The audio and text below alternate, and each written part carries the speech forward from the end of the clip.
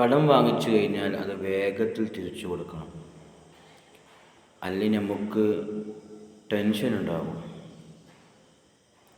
ബഹജത്തുൽ മജ്ലിസ് എന്ന ഗ്രന്ഥത്തിൽ കാണാം, ഒരാളെ അല്ലാഹു തആല മോശക്കാരനാക്കാൻ ഉദ്ദേശിച്ചാൽ, അവനെ പരാജയപ്പെടുത്താൻ അള്ളാഹു ഉദ്ദേശിച്ചിട്ടുണ്ടെങ്കിൽ അവൻ്റെ പിരടിയിൽ കടത്ത നൽകുമെന്ന് ആ ഗ്രന്ഥത്തിൽ നമുക്ക് കാണാൻ സാധിക്കും.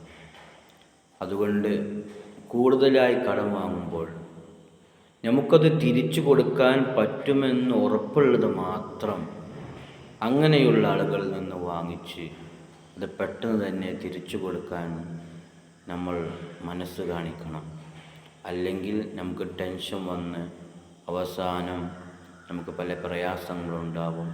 അല്ലാഹു തആല കടങ്ങളൊന്നുമില്ലാതെ മരിക്കാൻ അല്ലാഹു നമുക്ക് തൗഫീഖ് നൽകട്ടെ.